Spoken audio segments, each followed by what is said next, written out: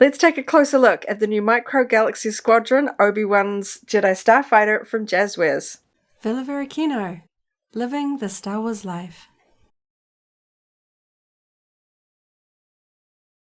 Hello there and welcome to the Varykino YouTube channel. So today I'm going to be taking a closer look and unboxing the new Micro Galaxy Squadron Obi-Wan's Jedi Starfighter from Jazwares. These have just shown up in New Zealand. We're very excited. We love this range.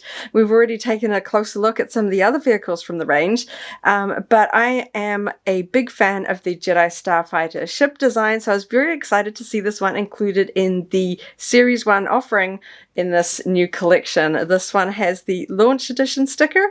As far as we are aware, there is no chase variant of this vehicle. It is just this Obi-Wan Kenobi design as we see him in Attack of the Clones, and we have the figures here in his sort of Attack of the Clones version, and the astromech R4P17.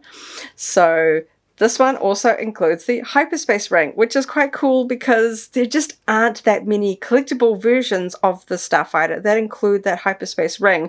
It's obviously a little bit harder to display a vehicle with this ring around the nose like that. So very keen to see how this one looks in person. But we'll just take a look at the packaging before we open it up and take a look closer at the vehicle inside. So we've got some neat artwork here showing the Hyperspace ring there, and then on the back we can see the collectible blueprint that you can cut out if you want to do that. We can see that the Hyperspace ring is removable, so it's kind of designed to, you know, display however you want to display it. There appears to be a little button to pop out the astromech, because I guess they're quite small when they fit in there. We can see that Obi-Wan is designed to fit inside the cockpit there. This is from the Starfighter class from the range. And we can see some of the other vehicles in that Starfighter class. We've got Luke Skywalker's X-Wing, Darth Vader's TIE Advanced, and then we have the chase vehicles from that range, which include a minor variant of Luke's X-Wing. It's more about the different figure that comes with that one, and Moff Gideon's Outland TIE Fighter from, of course, The Mandalorian. We have got a look at that on the YouTube channel, and you can check that one out. I love that vehicle. Very, very cool. So that's about that for the packaging. Each one has a number. This one is number 14 from the range. I'm very keen to get stuck in and take a closer look at the vehicle and figures. Okay, so I've opened the packaging a bit here, but before I take the vehicle out, I just want to take a closer look at this beautiful backing card art. Jazwares has done beautiful original artwork for the packaging, and I just want to take a closer look here. This one, interestingly, doesn't really feature Obi-Wan Starfighter largely. We can see it's here in the background. This one is Anakin Skywalker's Delta 7 Aethersprite Jedi Starfighter, being pursued here from Asajj Ventress's Genovix Starfighter, which was first introduced in the Micro Series cartoons in 2003. That vehicle is, of course, part of the line, but as of yet, Anakin's is not part of this toy range. So I'm really hoping that the inclusion here means we'll see it down the line. Very, very cool. We've got some droid starfighters pursuing it. Obviously, this is during the Clone Wars. So very cool card art there. So let's dive in and take the vehicle out.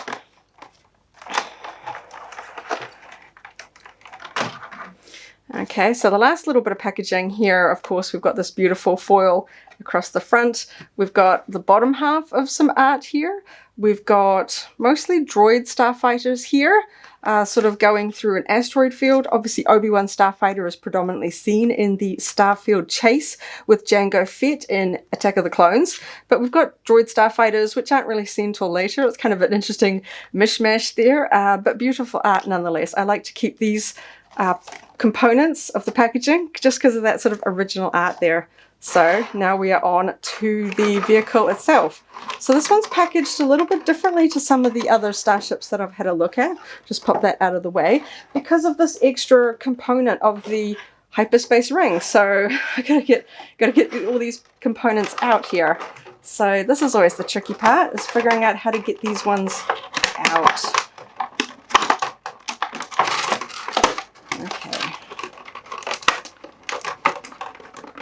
Oh, okay, got that bit out. And the Hyperspace ring, which is in pieces. That's interesting. Wasn't sure how well this was going to be assembled.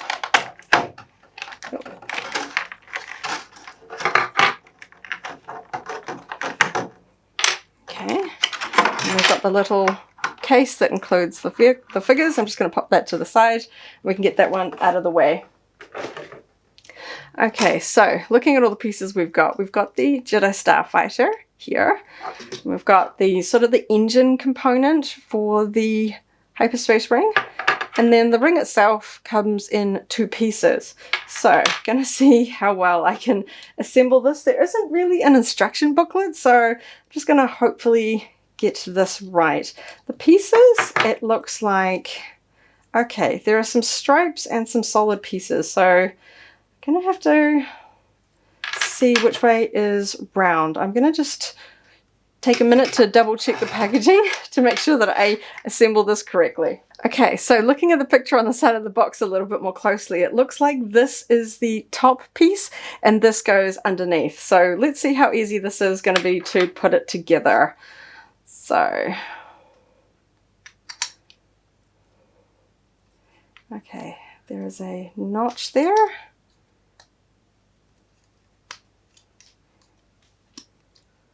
So usefully, there is a notch on one side of this peg, which isn't on the other side, so that helps put these together. See how well that one goes in. Okay. Okay, snaps in there. Okay, so we've got the ring assembled. Nice kind of wash on this one. I did find that out of the vehicles in this range, comparing the ones on the store shelf, this Jedi Starfighter has the most varied appearance. So, the other vehicles that we've got, there wasn't too much sort of difference in terms of the paint job. This one, you really can see that if you don't like the way that the wash is applied, it's going to look quite different. So we ended up looking at a couple of them before choosing the one that we liked. So that is something to be aware of. The wash on this particular vehicle is a little bit more varied, but I like this one. It wasn't too heavy, particularly on the Starfighter itself. I wasn't as fussed about the hyperspace ring. You can see the wash here is a little bit heavier than on the starship itself. But I really wanted the starship to look tidy. One of them that we saw had quite thick, sort of, not quite blotches, but it was just a little heavier than I thought looked sort of fitting for this one. So we can take a look at some of the details of this one up close. Nice, tidy Galactic Republic symbol on there, which is painted on. That's not a sticker, so not too much sort of worry there about that one kind of peeling off over time. Nice tidy lines with that sort of subtle wash over the top. We've got the canopy. Let's see how easy this one is to open. Just kind of pull it, I guess. Gonna have to get my fingernails under that one, I think, to open that one up. Yeah. A little bit, okay. Just getting in from the sides. We've got full detail in there. A little bit hard to show on camera. You can see sort of the detail, the sculpted chair in there, and the clear plastic canopy. I'm just going to leave that a little bit open so I can get at that. Silver engines at the bottom. This looks like a little, it's not really a button as such, but just a way of sort of pushing up the astromech base to kind of pop that vehicle out. Looks like we have, cool, landing legs, landing struts there. So we can stand it there as we see when he lands on Geonosis. So that's cool. So if you don't want to display it with the hyperdrive ring, we can put it there. Not too much to say about that. They're simple. They're nice and tidy. They just sort of fold in neatly there. I like this sort of range, the fact that it doesn't come with plastic sort of projectiles that a lot of the larger Hasbro ones do, where there's always these sort of big plastic sort of projectiles to click in. Obviously these are designed more for display than for playability, but we do still have some nice details and features there. Okay, so I'm going to see how easy it is to click this one into this base. I'm not really sure how this is going to work, to be honest. don't know how, whether it just, let's have a look and see. I don't know if it just sort of slides in with tension. It looks like these are supposed to go under the lip, but it's kind of a tight fit. Not sure what's hitting there. It's a peg here. That just, oh, okay. There's a peg. It's making me nervous pushing that forcefully down. I can see where the notch is supposed to sort of click into, but it doesn't really want to. See, this peg here is supposed to go in that little notch there, but it's kind of not quite lining up. Okay, so I managed to click this one into place just with a little bit of wrestling. It does kind of snap in a little bit ferociously there. I was a little bit worried that I might break one of these teeth or something like that. But as you can see, it snaps in pretty well. I'm not sure that I want to do that again too many times. It does feel a little bit nerve-wracking. I was worried about those little teeth. But once it's in there, it's pretty solid.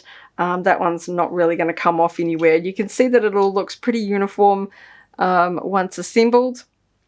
The component that I find a little bit unusual with this is there isn't any stand. So basically you're left doing that on the shelf unless you want to suspend it in some manner. Obviously that is always a little bit of the trick with this hyperdrive ring. I think that's kind of why Hasbro never really did it that often. We don't see it that often in collectible toys because it is a little bit of a, you know, this thing's designed to be in space. It's not really designed to be sitting on the ground, but that does make it a little bit tricky for this toy. I know that they've obviously made the decision to not include stands with many of their vehicles. The small speeder bikes have stands because I think they're just going to fall over without them, but a little bit interesting that this one doesn't. I'm not quite sure how we're going to choose to display it without the ring. It almost seems a shame because it is such a neat design. This is obviously not the Attack of the Clones version of the ship, as the droid is sort of sitting here in the front. In Attack of the Clones, the droid is seated in the wing, which gives, because of the simple thinness of the wing, the droids are kind of a bit chopped off because we don't see their legs sticking out the bottom. So in the Clone Wars, we see the droids more centered here in the front where they can be sort of full depth. So I guess it's going to be up to you how you want to display this. I was almost wondering whether I had this back to front because of the just the paint job on the engines here. I was just like, I couldn't remember which way around. This one pointed, a little bit different design to what we see in Attack of the Clones, but very cool.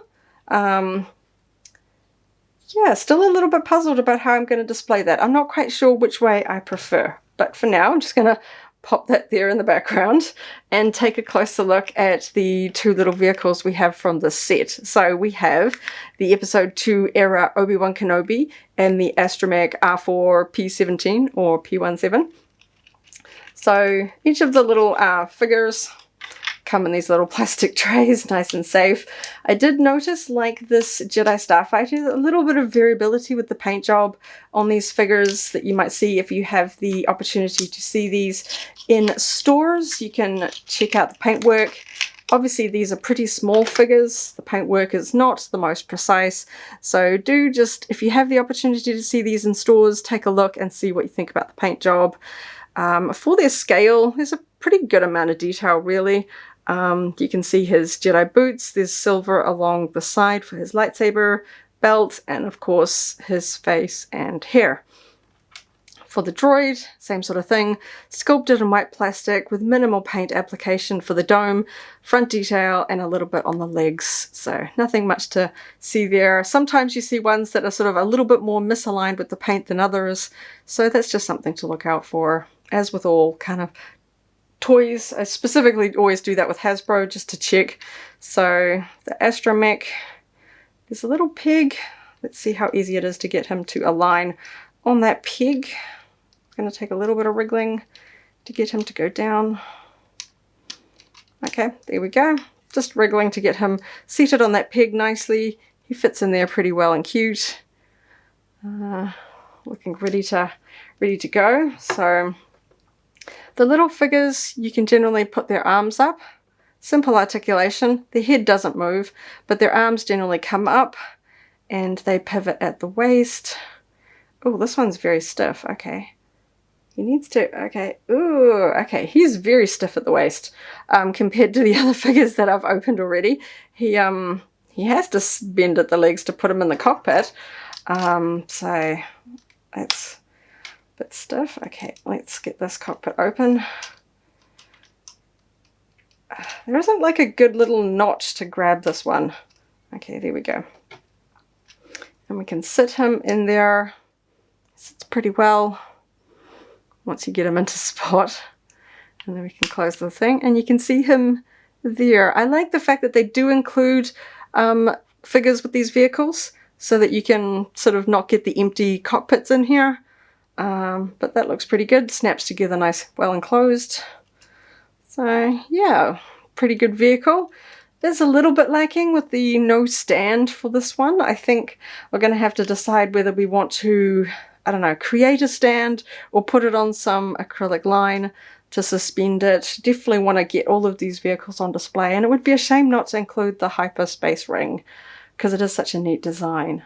But yeah, definitely a little bit more varied with the paint job compared to the other vehicles in the line, but I am excited to see that they are doing prequel era ships, and bodes well to see what other ships, because when you think about the Clone Wars, there's a ton of both clone vehicles and droid sort of vehicles from the Clone Wars, and just sort of big. I'm curious to see if they will do just the droids, because obviously most of the droid, what we think of as vehicles from the Clone Wars, are just droids themselves. So it'll be interesting to see if they include them in the line, like the droid starfighters and things like that. They don't have droids in them.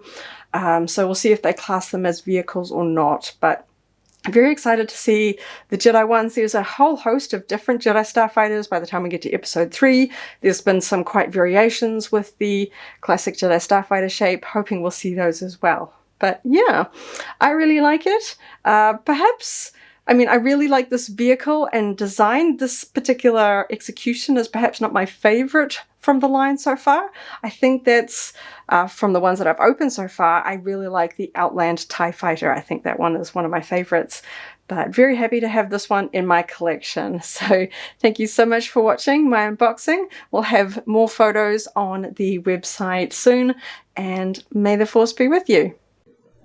If you enjoyed this video, go ahead and give it a like, check out our other videos, and subscribe for alerts about new uploads. Thanks for watching, and may the Force be with you.